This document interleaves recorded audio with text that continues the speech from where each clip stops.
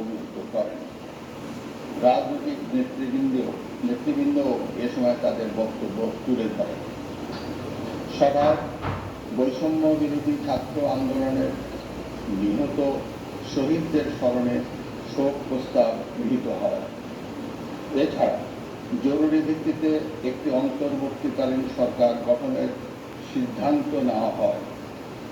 সকল দল ও অংশীজনদের সাথে আলোচনা করে গঠিত অন্তর্বর্তীকালীন সরকার যত দ্রুত সম্ভব নির্বাচনের ব্যবস্থা করবে। বৈষম্য বিরোধী ছাত্র আন্দোলন ও বিভিন্ন মিথ্যা মামলায় আটক সহ সকল বন্দীদের মুক্তি দেওয়া হবে। বৈষম্য বিরোধী ছাত্র আন্দোলনের নিহতদের পরিবারকে ক্ষতিপূরণ প্রদান ও আহতদের সুচিকিৎসার প্রয়োজনীয় সকল সহায়তা দেওয়া হবে।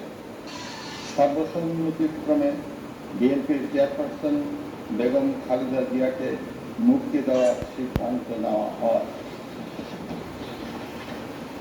প্রিয় দেশবাসী, আমি দেশের আইন শৃঙ্খলা পরিস্থিতি স্বাভাবিক করতে এবং লুপ্তরাজ ও ধ্বংসাত্মক কর্মকাণ্ড বন্ধ করতে রাজনৈতিক দলগুলোর প্রতি আহ্বান জানাচ্ছি। জনগণের জানমাল ও রাষ্ট্রীয় সম্পদ রক্ষায় সশস্ত্র বাহিনীকে কঠোর পদক্ষেপ নেওয়ার নির্দেশ প্রদান করছি। সাম্প্রদায়িক সম্প্রীতি ও সংখ্যালঘুদের নিরাপত্তা নিশ্চিত করতে এবং সরকারি সম্পত্তি রক্ষায় সকলকে এগিয়ে আসার আহ্বান জানাচ্ছি। দেশের অর্থনীতি, প্রশাসন ও শিল্প কলকারখানা চালু রাখার লক্ষ্যে সকলকে কার্যকর ভূমিকা রাখার আহ্বান জানাই। ছাত্র নেতৃবৃন্দ ও শিক্ষকদের সাথে আলোচনা সাপেক্ষে অতি শীঘ্রই শিক্ষা প্রতিষ্ঠানগুলি খুলে দেওয়া হবে। এছাড়া যারা হত্যা ও সহিংসতার সাথে জড়িত নিরপেক্ষ তদন্তের মাধ্যমে তাদেরকে আইনের আওতায় আনা হবে।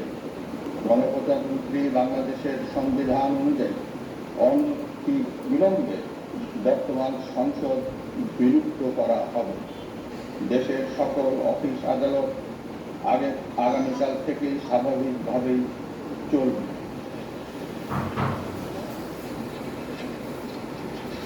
প্রিয় দেশবাসী, আসুন আমরা দেশকে বাঁচাতে একযোগে কাজ করি। পারস্পরিক হিংসা বিদ্বেষ ভুলে ও প্রতিহিংসার ঊর্ধ্বে উঠে দেশকে এগিয়ে নিতে নিজ নিজ অবস্থান থেকে ভূমিকা রাখার জন্য আমি বিনয়ের সাথে আপনাদের প্রতি অনুরোধ করছি। একটি সুন্দর ও সোনালী ভবিষ্যতের প্রত্যাশায় আমরা এগিয়ে যাব ইনশাআল্লাহ। মহান আল্লাহ আমাদের সহায় হন। খোদা হাফেজ। বাংলাদেশ চিরজীবী হোক।